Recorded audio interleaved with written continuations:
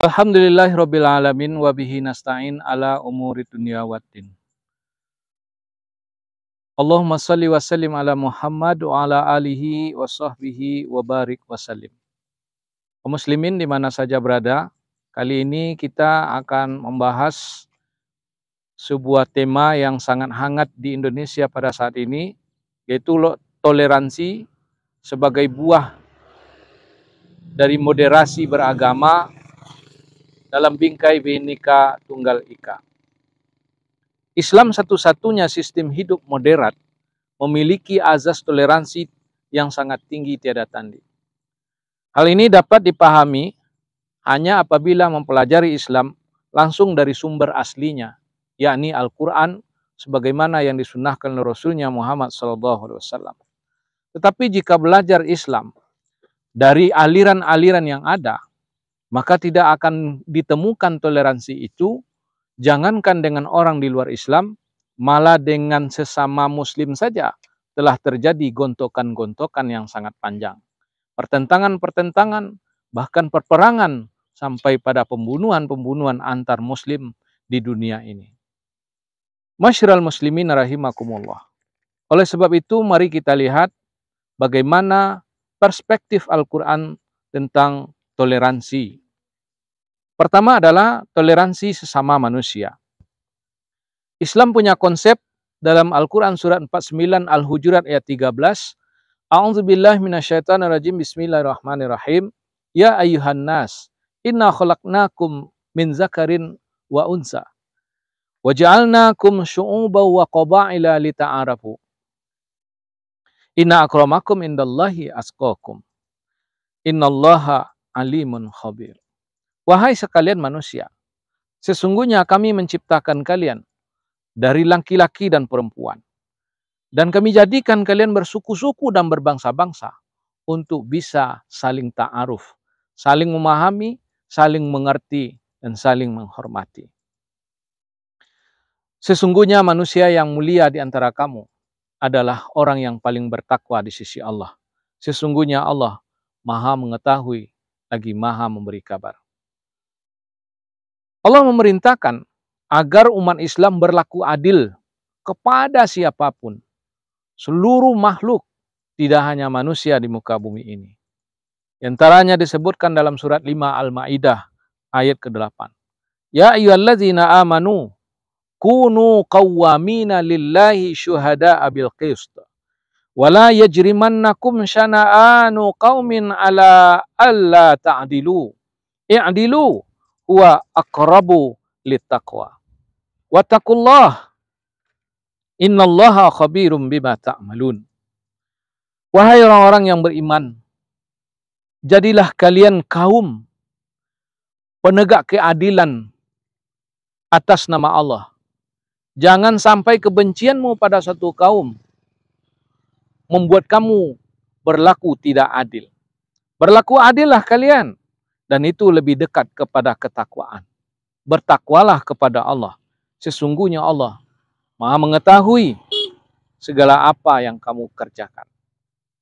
Dalam surat yang ke-16 An-Nahl ayat 90, Allah menguatkan, Innallaha ya'muru bil adli wal ihsan wa ita'idzil qurba wa yanha 'anil fahsya'i wal munkar wal baghi ya'izukum la'allakum tadzakkarun wala dzikrullahi akbar. Sesungguhnya Allah memerintahkan kepada kalian agar berlaku adil, berbuat ihsan, berbuat baik, memberikan hak-hak kerabat, mencegah dari perbuatan keji dan mungkar, dan mencegah dari permusuhan. Demikian Allah mengajari kalian. Mudah-mudahan kalian mau mengambil pelajaran. Wala dzikrullahi akbar. Di dalam surat yang ke-29 ayat 45 mengandung terjemah bahwa hidup sadar dengan ajaran Allah, berlaku adil kepada siapapun, itu adalah amat berat, kecuali bagi orang-orang yang khusyuk. Masyiral muslimin rahimakumullah. Islam mengajarkan toleransi kepada sesama manusia, sebagaimana yang disebutkan di dalam surat yang keempat Maksudnya surat yang kelima ayat 32. Bahwa Islam tidak membenarkan ada bom bunuh diri. Yang apalagi mengatasnamakan Islam. Allah mengajarkan toleransi. Man qatala nafsan bighairi nafsin au fasadim fil ardi faka'annama qatalan nasa jami'a. Siapa yang membunuh seseorang bukan karena membunuh dan bukan karena berbuat kerusakan di muka bumi, maka seolah-olah dia telah membunuh manusia semuanya. Begitu benar, begitu betul Allah mengajarkan toleransi di dalam Islam. Maka tidak ada Islam menjadi teroris dan Islam tidak membenarkan ada teroris. Masyiral muslimin rahimakumullah. Berikutnya adalah toleransi antar agama. Allah mengajarkan dalam surat 60 Al-Mumtahanah ayat 8, la yanhaakumullahu 'anil ladzina lam yuqatilukum fid din wa lam yukhrijukum min diyarikum an tabarruhum wa tuqsitu ilaihim. Innallaha yuhibbul muqsitin. Allah tidak melarang kamu berbuat baik dan berlaku adil kepada orang lain agama yang tidak memerangi kamu soal agama dan tidak mengusir kamu dari negerimu. Dan Allah sangat mencintai orang yang berlaku adil. Bahkan di dalam kisah Nabi disebutkan Nabi pernah menyuapi nenek-nenek beragama Yahudi yang selalu mencaci maki beliau. Namun beliau sabar sampai beliau mati, tetap menyuapi nenek tersebut.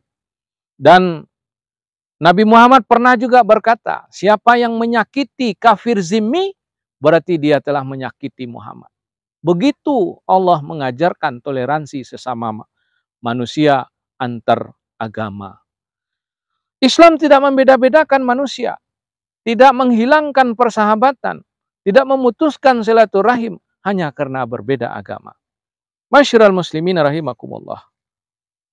Di dalam hadis yang diriwayatkan oleh perawi-perawi yang siqah bahwa Umar pernah membela seorang Yahudi ketika rumahnya digusur. Dan Umar menegakkan keadilan, memerintahkan kepada gubernurnya yang bernama Amr bin As agar berlaku adil dan memberi keadilan kepada Yahudi ini. Di dalam surat yang keempat An-Nisa ayat 36, mukmin diperintahkan oleh Allah, wa'budullaha wa la tusyriku bihi syai'ah wa bil walidaini ihsana wa bizil qurba wal yatama wal masakin wal jari dzil qurba wal jaril junub wa sahibil bil jambi wa banis sabil wa ma malakat aimanukum innallaha la yuhibbu man kana mukhtalan fakhur. Allah perintahkan, mengabdilah kalian kepada Allah, jangan kamu persekutukan dengan apapun. Berbaktilah kepada orang tua, berikanlah kepada kerabat hak-haknya, anak yatim, orang miskin, tetangga dekat, tetangga jauh, teman sejawat, dan anak jalanan, orang-orang yang terlantar, budak yang kamu miliki. Sesungguhnya Allah tidak menyukai orang-orang yang sombong lagi membanggakan diri. Muslimin rahimakumullah, begitu indahnya Allah mengajarkan toleransi tanpa membedakan dari agama apa, dari suku apa, dari bangsa apa dia dalam soal-soal keduniaan. Jadi kaum muslimin di mana saja berada, Islam tidak membedakan untuk berlaku kemanusiaan kepada siapapun. Misalnya di dalam berdakwah, itu hanya gugur kewajiban. Tidak ada paksaan di dalam berdakwah. Di dalam surat yang ke-24, ayat 54, surat yang kelima, Al-Maidah ayat 99 dan 92, surat 16, surat An-Nahl ayat 82, surat 29, Surah Ankabut ayat 18, surat 64, surat Taghabun ayat 12 mengajarkan wa ma ala rasuli illa balag. Fahal ala rusuli illa balagul mubin. Tanggung jawab Rasul itu hanya menyampaikan. Tanggung jawab para utusan itu hanya menyampaikan ajaran Allah dengan nyata. Ma'ziratan ila rabbikum. Untuk menggugurkan tanggung jawab kepada Tuhan mereka. Di dalam hal dakwah ini, Al-Quran mengajarkan la ikraha fid din. Tidak ada paksaan di dalam dakwah beragama. Surah Al-Baqarah, surat kedua ayat 256. Dalam surat 18 Al-Kahfi ayat 29, wa qulil haqqu mir rabbikum faman syaa'a falyu'min wa man syaa'a falyakfur. Sampaikan kebenaran yang datang dari Tuhanmu itu. Yang mau beriman silahkan, yang mau kafir silahkan. Allah saja tidak memaksa manusia untuk tunduk kepada agamanya. Apakah kamu sebagai pendakwah akan memaksa manusia? Ini ditanyakan oleh Allah dalam surat ke-10, surat Yunus ayat 99. Afa anta tukrihun nas? Apakah kalian mau memaksa manusia? Di dalam surat 26, surat Asy-Syura ayat 216, Allah mengatakan, fa in asaka faqul inni bari'um mimma ta'malun. Kalau mereka tidak mau menerima dakwah, cukup kamu mengatakan, aku berlepas diri dari sikap kalian. Di dalam surat yang ke-11, Hud, ayat 121 dan 122. I'malu ala makanatikum, inna amilu, wantaziru, inna muntazirin. Berbuatlah kalian sesuai dengan makam kalian, sesuai dengan yang kalian pahami. Kami pun akan berbuat sesuai dengan tuntunan Allah. Tunggulah oleh kalian, maka kami pun menunggu bersama kalian. Dakwah memaksa itu intoleran. Mencegah orang yang berdakwah itu juga intoleran. Jadi silahkan melakukan dakwah masing-masing. Setan berdakwah dengan misinya masing-masing. Para ulama sebagai pewaris Nabi, mereka juga ditugaskan berdakwah, tapi tidak ada sikap pemaksaan. Masyiral muslimin rahimakumullah. Yang terakhir adalah toleransi di dalam intern agama. Allah tidak membenarkan Islam itu bergolong-golongan. Sebagaimana yang disebutkan dalam surat 23. Yaitu surat Al-Mu'minun ayat 52 sampai 54. Orang yang bergolong-golongan di dalam Islam, mereka orang-orang sesat. Di dalam surat yang ke-30, surat Ar-Rum ayat 30 sampai 32, orang yang bergolong-golongan dalam Islam adalah musyrik. Di dalam surat yang ke-6, Al-An'am ayat 159, orang yang bergolong-golongan di dalam Islam tidak menjadi tanggung jawab Nabi Muhammad, dan mereka tidak akan bisa mengharap syafaat dari beliau besoknya. Maka dalam intern agama, Al-Quran mengajarkan di dalam surat 6 Al-An'am ayat 52, wala taqrudil ladzina yad'una rabbahum bil ghadati wal 'ashyi yuriduna wajhah ma 'alaika min hisabihim min syai' wa ma min hisabika alaihim min syai' fatatrudahum fatakuna minaz zalimin. Jangan kamu mengusir orang yang mengabdi kepada Tuhannya sepanjang pagi dan petang. Dia mengharap keredaannya. Tidak ada tanggung jawabmu untuk memponis dan memfinis mereka. Tidak ada tanggung jawabmu untuk menghisap mereka sedikit pun. Sebagaimana mereka juga tidak punya tanggung jawab untuk menghisapmu, menjustismu sedikit pun, sehingga kalian saling mengusir, maka jadilah kalian bangsa manusia yang zalim.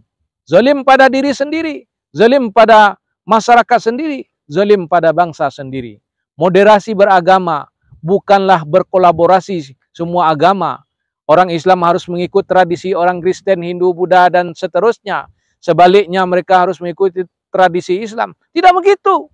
Lakum dinukum waliyadin. Lana a'maluna walakum a'malukum. Agama kalian bagi kalian, agama kami bagi kami.